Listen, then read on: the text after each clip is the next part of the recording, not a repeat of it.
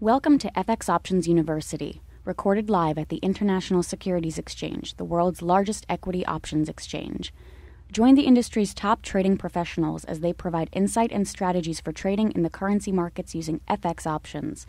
FX options are a low-risk alternative to hedging currency moves in any market condition. Chase, I'd like to ask you a question. I guess other people are going to be typing their questions in, but I know that you see so many investors, traders each day, and you help them with their strategies. How do you guide a trader into certain strategies? I mean, there are hundreds and hundreds of option strategies. Yep. What's the first thing that you sort of discuss with traders to try to get them on the right path? Well, the way I look at it, and Steve, I think you subscribe to the same mentality, is we like to keep it as simple as possible. So often when we go online and we Google the options market and you come up with so many advanced strategies that are seemingly attractive to options, to sort of budding option traders, just because of their complexities and how they're designed to take advantage of this condition or that condition.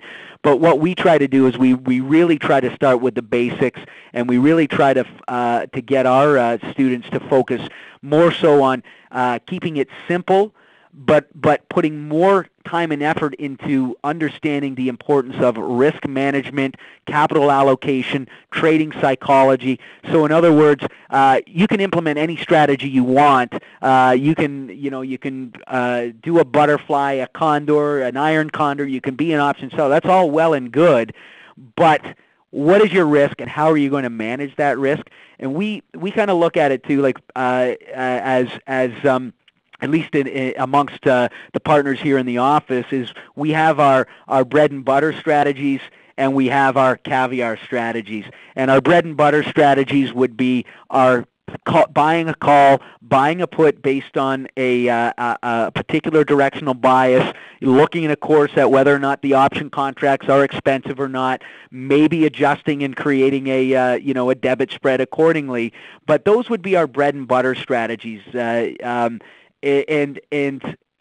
for me and for those of us in the office here, we live day to day on bread and butter. And every once in a while, when certain market conditions are reflecting, say a security that's trading sideways, but implied volatility seems to be high and option premiums are attractive, maybe we want to go in and sort of, when everything is lining up, we maybe want to create some sort of a strategy that allows us to be an option seller. But for the most part, keeping it simple and focusing more on risk management is what's going to keep people in business, not so much worrying about what the next best, quadruple leg strategy is that's going to, give them a high percentage probability of being right. That's a great answer, and I do subscribe to that. Keeping it simple is so important. And the more that we use technology, the more careful we have to be, because I'm sure, Jason, a lot of the students that come in to see you will show you cool calculators, probability calculators, and I've seen it when I teach classes, that I'm going to be right. This is what attendees told me, I'll be right 94% based on this calculator. Right. And that's a dangerous thing for someone that's new or even an intermediate trader, because they don't understand that just because you're right 94% of the time doesn't mean you're going to make money in the long run. Well, that's actually a great point, and we can sort of look at it in the context of creating some of these more advanced strategies where maybe you have a limited profit potential, but your risk exposure is that much greater. My dad always used to say, "Look, son, you'll do it 9 out of 10 times, and you're going to be safe. But that 10th time, that's the one that's going to cost you." And that holds true in this market as well. When you're looking at some of these different strategies, as you might be right 99% of the time, but if your risk on that 10th time exceeds the profitability of your previous 9 trades, it doesn't matter how successful you've been, you're starting back at square one.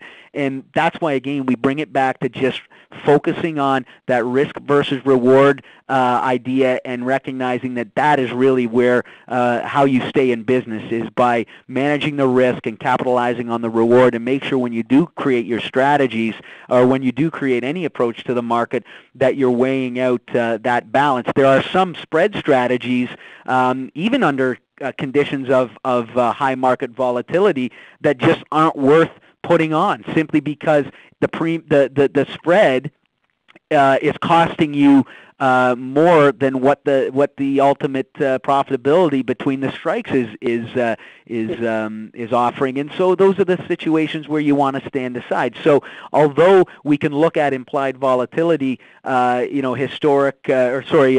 volatility and options pricing and determine what strategy might be best to implement, we still have to then go in and decide whether or not it's an appropriate time to even be in that trade.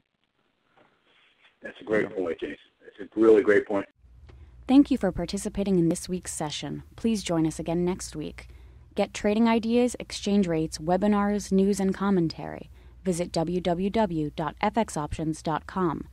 ISE FX options can be easily traded through all options-enabled brokerage accounts. These exchange-listed securities are cash-settled in U.S. dollars and have a European-style exercise.